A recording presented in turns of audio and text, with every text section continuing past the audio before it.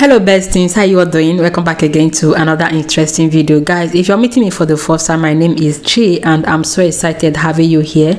So guys, we have another wonderful interesting video in our list. So the title of this video goes like this: Douglas Moore treats UK Hamas supporters like ICC supporters. Guys, I'm super sure you're going to love and enjoy every bit of this. So no further talking, let's dive into it and watch it out. I'm Douglas Murray, and it's a great pleasure to have been asked to join you this evening.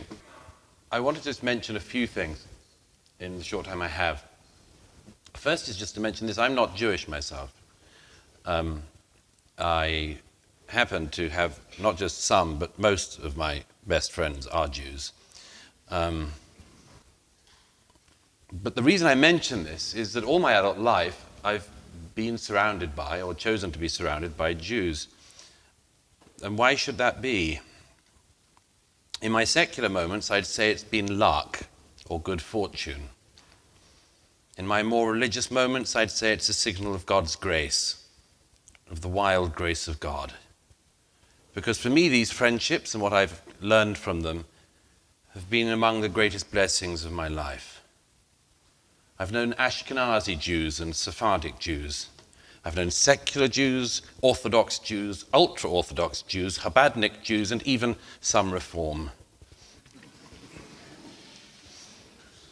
All of these differences are of great importance to many of you and to all of the people who argue them. But they mattered not one jot to the terrorists who broke into Israel on Saturday. They didn't care whether they were killing secular Jews or religious Jews, voters for Likud or voters for Yesh Atid.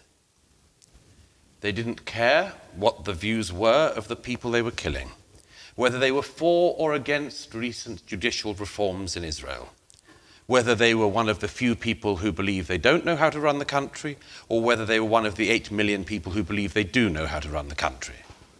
All that the terrorists cared about was that their victims were Jews. That was it. They had to be Jews. I once asked Jonathan Sacks in private what he thought it meant to be a Jew, and he replied quite characteristically by quoting someone else. Specifically, he quoted his friend, the late great philosopher Isaiah Berlin. He said, Douglas, Isaiah once answered this question when he was asked by saying, to be a Jew is to have a sense of history. And I looked at Jonathan, I knew there was something more. He tilted his head. And I said, well, what do you think? He said, I think Isaiah was almost right. And I said, so what's your answer? He said, to be a Jew is to have a sense of memory. Now, memory can be a burden. For some people, an almost impossible burden. But it's also a blessing. Because if you as a people, you as individuals, know what went before, you know that the Jewish people have been here many times before, in many worse situations, and too many times to count. One of my favorite writers, Stefan Zweig, who my late friend George Weidenfeld, also of London, actually knew in London in the 1930s, both exiles from Vienna.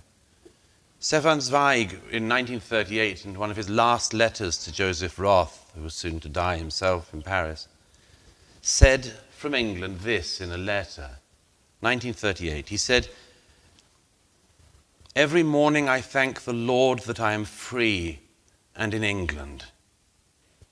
But I have an appetite for distant places again, and the desire to see the world in the round once more before it burns. Much as I adore Zweig, it seems imperative to me that we do not fall into the despondency or defeatism that Zweig expressed in that letter, however understandable it was. Because what we know, what he didn't know then, what we know now, is that the Jewish people have seen off every single one of their enemies for millennia.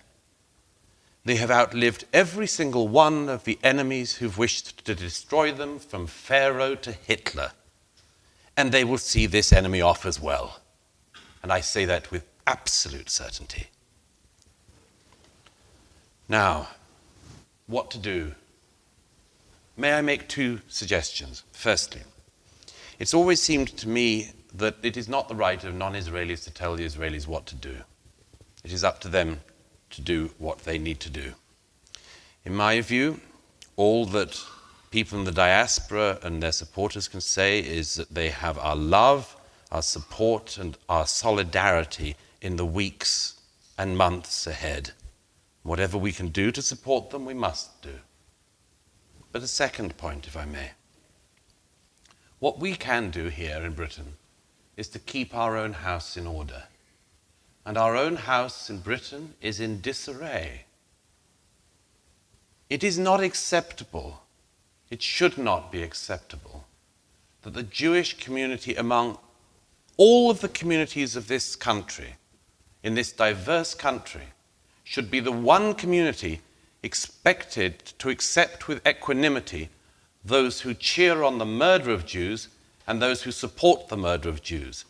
It is not acceptable. The Jewish community should be the only community in this land that is expected to put up with murder and then being scorned for their fellow Jews being murdered.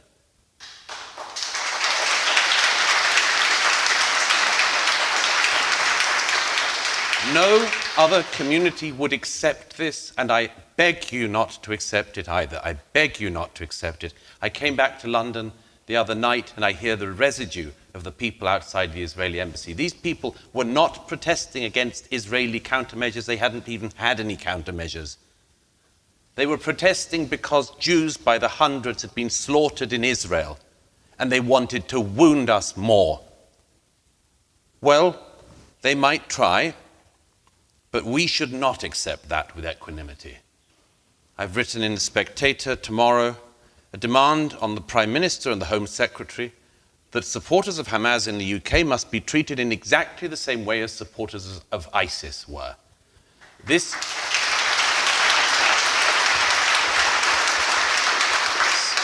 Some people thought that the claim that Hamas was ISIS was a rhetorical claim. We know since Saturday, if we didn't know before, it is not rhetoric, it is real. If you stand in Britain with a Hamas flag, you should not be allowed to be free in Britain. You should be arrested, have your citizenship withdrawn, your passport withdrawn. You should be deported, you should be sent to the Gaza and try your luck there. But you should not be given the right to insult and to taunt Jews after the death of Jews. It's intolerable and we should not tolerate it. Let me say one more thing, and it's the main thing I wanted to say to you tonight. That you're not alone. That you're not alone. The saddest thing I've heard in recent days have been the number of Jewish friends of mine who've said, in Israel and outside of Israel, it's always like this. We're always alone. And I just wanted to say that isn't the case. You know, you have, among other things, a Democrat president of the United States who so far has been so fully behind the Jewish state, it is very hard to see what better statement he could give.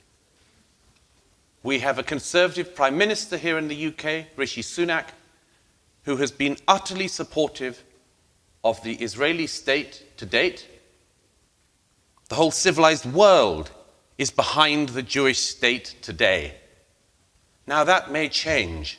As my friend Barry Weiss wrote on Saturday, we will have to be very careful in the weeks and months ahead to remember Saturday and to keep it in mind. The BBC and others who can't even define a terrorist are already past this. The slaughter that's only still now being uncovered is currently somewhere down the line of stories. It's already falling away, and yet we mustn't allow it to fall away. The dead are not even buried. So I wanted to say that it is not the case that the Jewish community of this country is alone. You are not. There are many millions of people, civilized people in this country and across the world who are with you as well. I speak for myself when I quote, if I may, in closing, one of my favorite lines in Scripture from the book of Ruth. You all know it. Whither thou goest, I will go, and where thou lodgest, I will lodge. Thy people shall be my people, and thy God my God. And I tell you this with utter certainty. If they keep coming for the Jews, if they keep coming for you, I'll tell you this. They may come for the Zionists. Very well. I am a Zionist.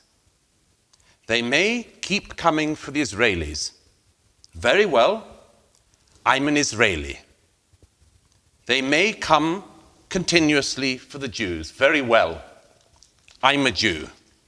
I'm Israel Chai.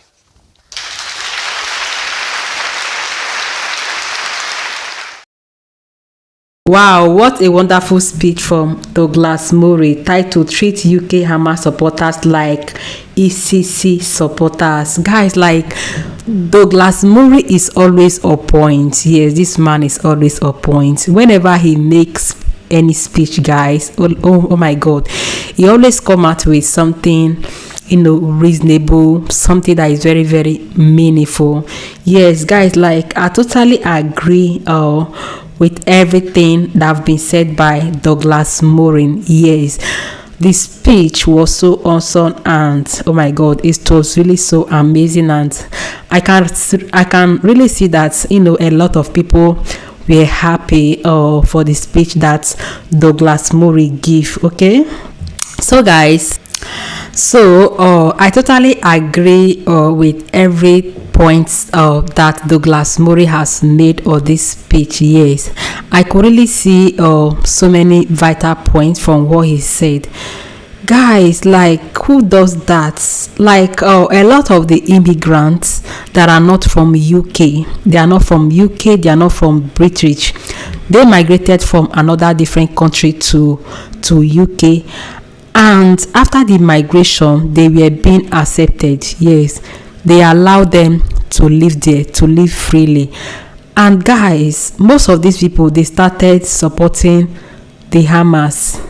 Oh my God, they started supporting, or they started supporting what the UK is against. Like, who does that?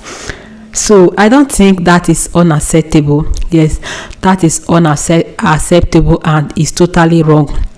It's totally wrong, because for you to leave your various country to another country, that okay, I love this country, I think you must do the right thing. Yes, I think you must do the right thing. Yeah, because you can't just start supporting something that they dislike, something that they hate, something that they are not supporting. And most of these people, guys, they even go to the extent to start carrying the flag. Like, who does that? They do it openly, they brag with it. Like, I don't think it's accepted. Yes, that is unacceptable. Like, no one would ever accept that. So if you're an immigrant and you based in UK and you started supporting the Hamas, like, I don't think that means that person just want to deport him or herself for no reason. Yes, you want to deport yourself for no reason, because that is unacceptable. Like, nobody would ever allow that. Yes, if you are in their shoe, you will never allow that. You won't allow that at all. Okay.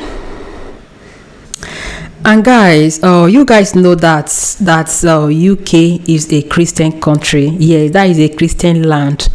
Yes, it's a Christian country. So you has another religion. You came to UK and you have been given a residence, or maybe you are now a citizen, but you are not original. You are not original from UK, because it's going to show in your documents that you migrated. Yes, even though they have given you the resident permit and you are not a citizen, but originally you are not from there.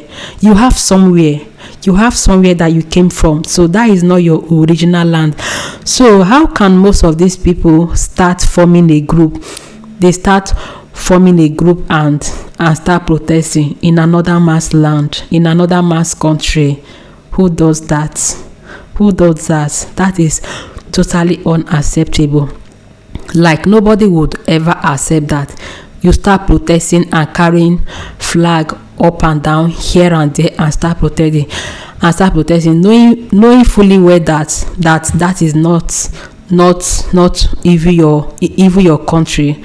Most of them, they came as a refugee. Yes, they came to seek for a place to stay, and you will be allowed. They gave you that home, they gave you that job, and now you are now against them by protesting. And most of these people, guys, the funniest part is that most of them, they even go to the extent to create a group, and they have a leader. They start forming the group and start protesting, lying. Guys, is that possible? Like, for what? Why should they do that? So that is totally unacceptable. I don't think it's acceptable at all. Let's say, for instance, or someone come to my house. You come to my house, I gave you home, I gave you food, I gave you where to sleep, and at the end you turn against me. Am I going to be happy? Of course not. I will not ever be happy with such a person. And by the time I noticed that from that person that I accepted to live in my house, what is the next action that I should do? What is the next thing that would come to my mind?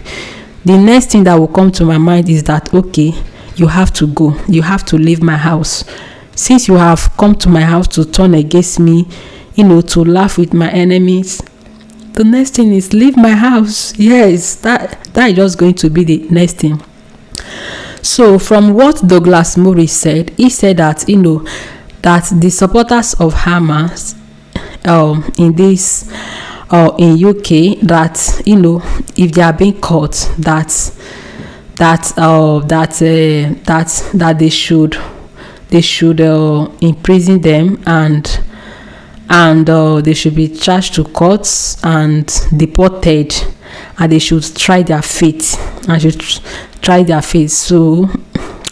So I cannot blame the UK or go against what Douglas Murray has said. Yes, he was very, very right. He was very, very right. Like, you can't come to another man's country and start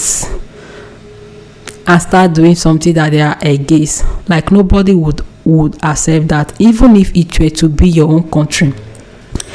If it were to be your own country, that a stranger from nowhere came and seek for a place to stay, and you decided to give that person a resting place, and at the end the person turn against you, what are you going to do? Are you going to be happy with the person?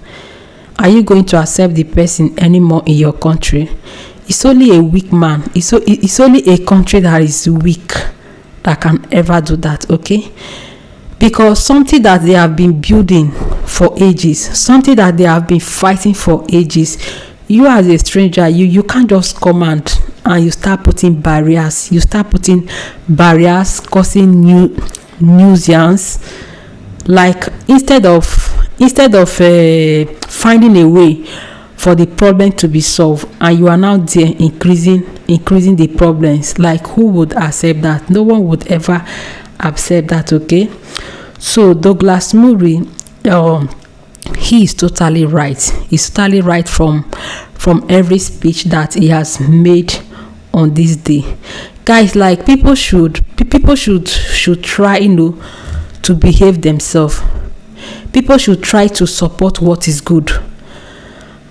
Like, don't support something that is not good based on religions. You can't see something that is bad and you say, okay, because it's my religion, because it's my brother, because we are from the same country, and you start supporting what is bad. That is totally wrong. Yes, you should stand for the right thing. You should stand or your ground to say the truth. Okay? Because most of these immigrants, willfully, they know that something that they are doing is bad. Even their brothers that they met there or in another country, they know that what they are doing is bad, but because they are of the same religions, because they has some similarities, they start supporting them. They start following their rules. That is totally bad. That is not what God taught us. Yes, if you are a genuine Christian or you are a genuine Muslim, that is not what the Bible says at all. Yes, we shouldn't go against the Bible. We should follow the principles of the Bible. Oh my God, like, guys, I don't know when all this problem is going to end. I don't know. I just pray that through the mercies of God, let God's mercy see us through, see all the country through, so that all this problem here and there will come to an end, because nobody is happy. Like, everybody wants to live in peace. Like, for me, I want to live in peace. I want to have my peace of mind. Yes, I want to have my peace of mind, and that is what I pray for an individual. So guys, what do you think about this video? What do you think about it? You guys know that I would always welcome and appreciate all your beautiful comments, because we are all here to to find a good solution to all these problems. So what do you think about it? I'm going to be in the comment section waiting for you. So guys, let me know what to think about it, and see you all in my next video. Bye.